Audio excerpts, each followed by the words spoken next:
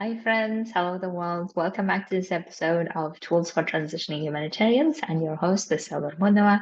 And today I want to talk about one of the topics that keep coming up among humanitarians. But I want to start with my sister's example so that you can see maybe more clearer of what's the topic that I'm talking about. Basically, the topic that I'm titling is how to address the real problem as efficiently, as directly as possible, excuse me, without going around the bush or without complicating it, without making it a lot more heavier, a lot more difficult than it needs to be. Because whatever the problem is, it's already a problem for us, right? So if we labeled it as a problem, then it's already a problem. So our brain is probably already having difficulty what to do and how to do it. But if we don't address it directly and effectively, what would be the most effective solution to that problem, then we are likely to complicate it. We're likely to create more emotions around it, and we're likely to suffer more from it. And that's why I wanted to create a tool that helps you navigate through, okay, this is a problem. What would be the direct, most effective solution to it versus keep avoiding and keep pondering around, overthinking, and all of these other things. So this is an example that happened recently, and I thought it would be just a perfect illustration of what is the topic I'm talking about. So my sister was, she finished her education as a nurse, and we all were very excited considering that she finished when she turned 50, and then after, taking care of 4 children and then lots of grandchildren, and she somehow found time and energy to study and to finish, and we were all very proud of her. And then we um, got her to the capital so she can start working at the same time taking care of my mom. And then as soon as she started working in one of the amazing hospitals in Bishkek, then she one day she told me that, well, I actually I need to really I can't really go back to that place because I made a mistake, and now um, I need to ask my husband if he's okay with me staying here. And maybe I shouldn't be really here. Maybe this is really not for me, and all of this, even though she was very excited in the beginning as she started doing this. And then that's where I realized that the husband or going back home was not really the issue. The really real issue was that she was, for some reason, afraid to go back to that hospital, right? And the reason why she was afraid to go back to hospital is that she made a mistake, and now she feels so embarrassed, and she feels I shouldn't have done this, and could I have done this? And then because of fear of shame and embarrassment, she doesn't want to go back. And now she's using her husband, her family situation, and back in the village as a way to like solve this problem, right? She is wanting to solve this fear of shame and embarrassment by using other people or other reasons to just get away from it. Now, when we see this type of situation at work as humanitarians, we may also have similar situations where we just feel like the solution of the problem is if we just don't do anything, or solution of the problem is if we just keep finding lots of other solutions, but not the actual one, right? So let me give you an example from humanitarian life where I was coaching another client, and he was saying that there is this discriminatory approach at work, and there were a lot of this is not the first time, and he feels discriminated, and he uh, basically tried to live up to whatever the standard that he believed they are wanting from him, and he went on different trainings and courses and all of this of being how being a great leader or being this, being that, and then he feels like no matter what he tries, it's not really solving the problem. Right? So you can see that the discriminatory approach that he's facing, right? He's being discriminated. And in order to solve that discriminatory experience that is very unpleasant and that is very hurtful, right? In order to solve that situation, instead of him thinking about, okay, how can I directly solve this? How can I solve it in the most effective way? Instead of doing that, he's going around studying, going to trainings, and he even asked a lot of experts come over and do training against discrimination or how to not have discriminatory approaches at work. And this is like a lot of organizations also do that, and there's nothing wrong with it. And in fact, it's great that we can afford to do that and we have the great intentions, except that in that situation where he's facing another colleague who is discriminating him, right? In that particular situation, no matter how many trainings we bring to those people, how much we may talk to that person, it may not really solve the problem.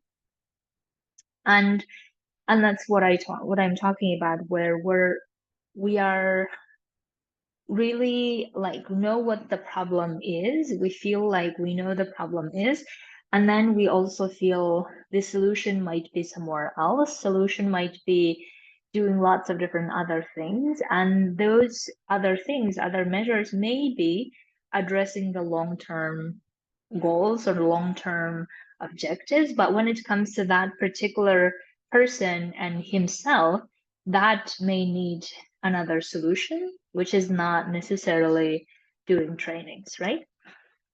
So a third example that I want to give you that is also very common in the humanitarian sector that I see a lot more nowadays is we tend to apply for lots of different positions. We have difficulty getting a position or getting another job, and then we just feel like, okay, I need to just apply for as many as possible. I have clients who tell me that they've been doing up to 200, 300, even 700 applications, and then they just feel like so exhausted. And then they believe that the solution to that problem, why they're not getting the job they want to, must be in studying, right? And then they start thinking about, okay, what are the studies that I want to do? Do I want to do another master's? Do I want to do another PhD? And if I don't do it, what happens? And we just start believing that the solution to the problem is that we don't have the Ivy League studies or diploma, or we don't have this PhD level, or we don't have this other thing, and then we start solving the problem, which we don't even believe that that's the solution to the problem, but we just believe that I need to do something about it, right? And therefore we just go off and study. And again, if you really want to study just for the sake of studying because you are wanting it, amazing, but not as a solution to the problem that you're having currently at this point, right? Which is not having a job that you want to, then studying will not really address the problem that you're trying to solve. Do you see what I'm saying? So that's why when we start seeing that, when we the cause of all of these examples that we can see is that it's the fear of either not being able to fix things, fear of not being able to fix the problem, fear of not being able to fix the problem directly with the person, right? And therefore, we just continue doing things around and around or avoiding it in the case of my sister. And therefore, we just feel like we've solved the problem, even though the problem hasn't been solved at all, right? So imagine if my sister just listened to her fear of, oh my God, this I made a mistake now. Everyone's gonna think I'm horrible. I should just hide and disappear in the village and never come back. Then obviously that problem wouldn't have been solved anyway. So the only most effective solution in her case would be to go back, recognize this is the mistake she made, learn how to not make that mistake anymore, talk to the people that she needs to talk to, even though she feels ashamed and embarrassed and all of this. And despite all of these feelings, going back and facing those people and then apologizing and asking, how can I learn from this and never do that again? Now, that would be a solution of the problem, right? That would be the most direct, effective way to solve the problem. And in some ways, I think we know that's the effective way to solve the problem, but because we are experiencing this fear of shame and fear of embarrassment or fear of not being able to fix this, fear of facing the other person, fear of not being able to control our emotions, maybe because of those fears, then we're not willingly really going and directly solving the problem. We're just doing it around and around, right? So in the second example that I was talking about, if my client had said to himself, okay, yes, I want to do the trainings and all the other things, and that's amazing, and that's maybe hopefully addressing some of the systemic issues of many different people. But when it comes to this particular person, what would be the most effective solution to the problem, most direct solution to the problem, even though I feel scared or I feel like I would um I wouldn't be able to control my emotions. And even though I'm feeling all of this or anger or whatever, right? What would be the most direct, effective way to solve the problem?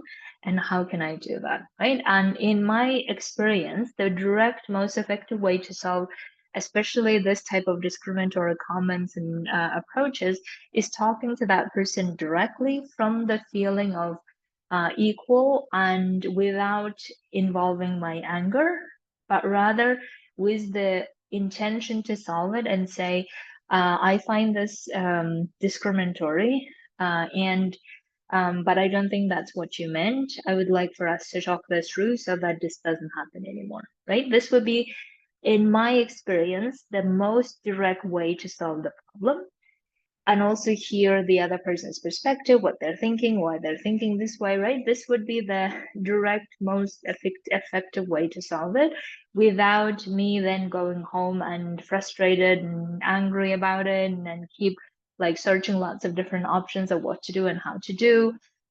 Instead of all of those and sparing all of those, me feeling confident, equal, and empowered, whichever the way that, or trusting is my way of feeling, and then going and talking to that person. Now, in the third case, the most effective solution to the problem when we are not able to get the job we want, we have done all these applications and nothing is working and nothing is happening, then we want to really understand what happened, like analyze for ourselves what is it that we are doing that we can do differently next time. Obviously, all the things that we have tried so far didn't work.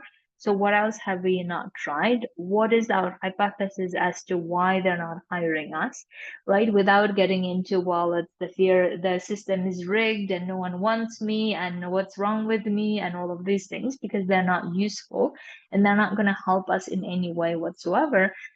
So therefore, instead of also thinking about, okay, a PhD will solve the problem or master's degree, another master's degree will solve the problem, instead of going to those solutions, which might be maybe one of the solutions, but may not be a direct, most effective solution because master's or PhD takes time. It takes a lot of investment, a lot of energy, a lot of arrangements around it. And if we are not willing to do that, or if we're not, like if we are willing to solve this in the most effective and not time consuming way, then why would we go for a long-term time consuming, energy consuming way, right? So that's why what would be the other solution in that moment is analyzing our own applications of what we're doing, how we're doing it, why we're the way that we're doing now is not working, what can be done differently, where is our where is the most effective thing that we could have done in that process that we're not doing. For instance, a lot of people shy away from networking, and For other people, networking might be very helpful. So therefore, why am I not, like, why am I shying away from networking, right? And what can I do about that? So these are the ways that we would directly and most effectively solve the problem. And when you are starting to see that this pattern of fear of embarrassment, shame, fear of failing to solve the problem, fear of not getting to where you want to go to, and feeling like you're afraid to lose everything. When you notice that you're experiencing all of this fear, notice also that you are likely to derail off to solving problems in the most complicated ways rather than doing it in the most direct and most effective way. And that's why in those moments when you experience this fear or when you experience this unpleasant feelings that you have around that problem and how you're not solving it, you can always, like, whatever the solutions that comes up from your brain, right? Whatever solution your brain comes up with, you can always ask yourself, is this the most direct, effective way to solve the problem? Or it is one of those that solves problems around it, but not really directly at it, right? And or even if you, let's say, have lots of different solutions that are floating around, you can like go through the prism of, will this solution be directly solving it, or it will solve somewhere in the long run somewhere, right? Is this something that will help me solve now in that moment, or it will hopefully solve somewhere in the long run? And you will know the answer to that question, right? And my hope really is that not let fear complicate the problem so much so that it becomes even difficult and more harder to solve it by us avoiding it, by us trying to keep solving things around the bush, but not really directly doing it. And it also keep harming us in keep overthinking, keep entertaining this, keep feeling bad about, or keep feeling angry, frustrated, and all of these things, and that will not be useful at all. And if anything, that will just exacerbate the problem. Right, so that's the whole purpose of today's episode, is whatever the problem you're facing where you feel like, okay, this is a problem, I need to solve it, check with yourself, is this the solution that directly and most effectively address the problem, or it's somehow, somewhere, in some way, or let's see. And if your brain is saying, well, let's see, I don't know and how, then ask and challenge your brain to say, okay, what would be the most direct and effective way to solve this, and how could you do that, and who do you need to be in that process to solve it, right? So that you feel good having solved it in the less painful way possible. Okay, my dears, if you want to work on this, absolutely come over to my group coaching where we are talking about lots of different topics with transitioning humanitarians so that we help them solve a lot of problems and get good at solving them so that they are willing to solve whatever the problem come their way on the way to creating that successful transition they want to. Have a beautiful week, and I'll talk to you very soon.